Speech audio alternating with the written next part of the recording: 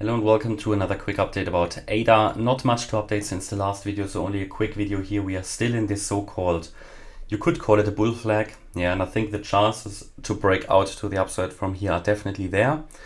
If we do it, if we break above the bull flag, and the breakout point, if that happened now, would be around 51.5 cents.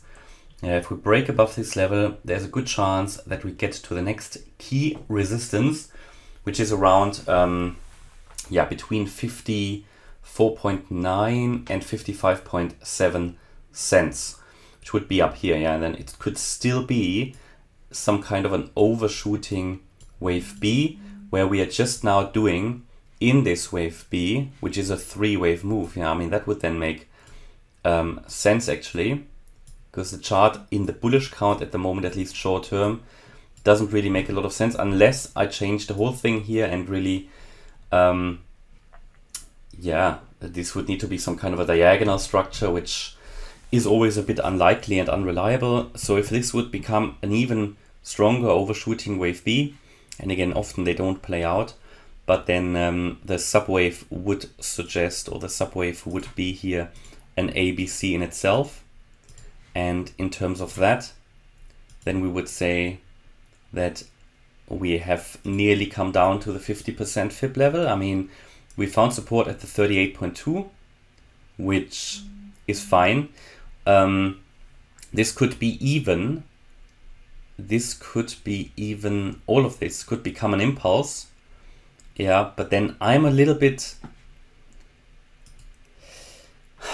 then this would be a wave 4. So I could count this 1, 2, 3, 4, 5. But if we do it as an impulse, I still have problems to count all of this then as an impulse, because the move down is a problem. Yeah, this is not a clear 3-wave move that's happening down. I mean, we can count it like that. It would be a bit forced. Therefore, I'm currently staying away from it. But we just need to be open to the idea that this could break out to the upside. And if we have a signal, a breakout out of the bull flag, this could go to around about 55 cents. Either way. So we need to keep an eye out for that. Yeah. So this would, however, make it a clearer, let's say a clearer 3-wave move. As I said, it could also become an impulse, but I'm not too confident about the idea. But the next move down would then confirm what kind of scenario we are in.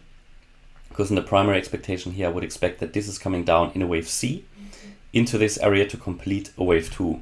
We would then have here a 1, A, B, C, which is the wave 2, and then we would be following in a wave 3 to the upside. That is the bullish count. In the bullish count, we should not drop below 42.4 cents, and especially not below 42 cents. If we go below 42, I think we might then come down to 30 cents. That would be a strong confirmation, because the 42-cent level is so important on this chart. So yeah, keep an eye out of this flag. I mean, we're in a range. Only a breakout of the range will determine in which direction we're going. On the lower side, we have here the 50-day moving average as additional support as well. So if we break down straight away, that overshooting wave B could of course be finished, as I said, and then we would come down here straight away into the wave C. So the overall target is here still lower in a wave C. And here in the ADA bearish count,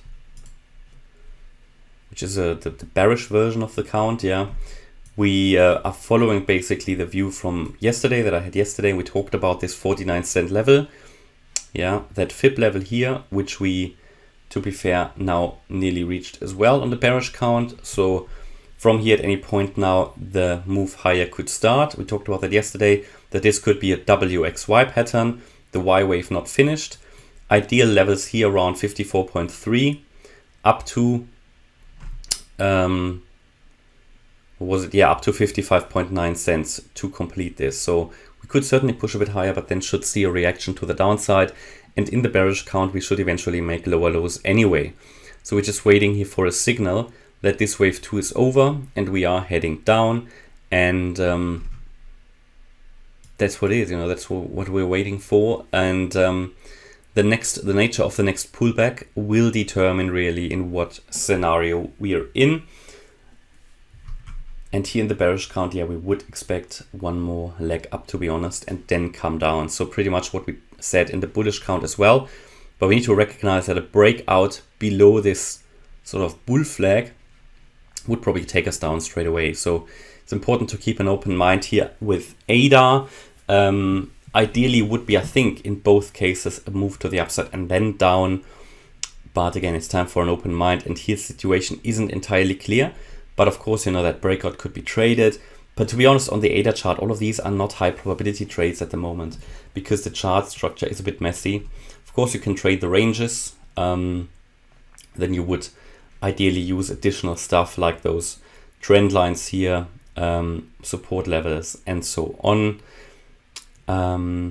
Especially here, a move below the 50-day moving average would be a bit short-term bearish. Okay, so I think, you know, that wedge breakout, or not the wedge, but the channel breakout here will determine in which region we are going next. And again, it could be a wave C to the upside in a wave B, or it could be a wave C to the upside in a wave 2.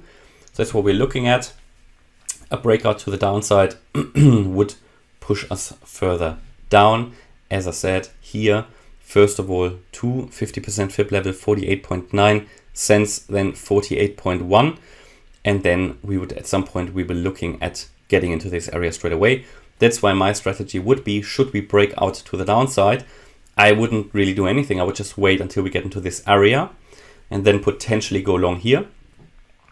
If we go higher, I would also wait for the pullback, yeah, and also then accumulate here. And that is the same story for the bearish count. The thing is, only with the bearish count, if we go here and then come down, and we'll see that we're not going to hold this, then I will try to avoid to accumulate down here, because then we will make lower lows anyway. But I'm not going to short anything here, even though if we push higher, that will actually be a potential short opportunity, because it would indicate that the ABC is probably finished up here. Yeah, and also here in the bullish count, that we're getting towards this resistance. So it might actually be a short opportunity, but that's up to you to look at a potential short somewhere up here if we push into resistance up there. Because then in both the bullish and the bearish case, we have an idea to push further down. Good, and that's my update about Cardano. Hope you liked the update. If you did, please hit the like button, leave a comment and subscribe. And if you really like the content, then please check out the channel membership. Thanks a lot for watching. Bye-bye.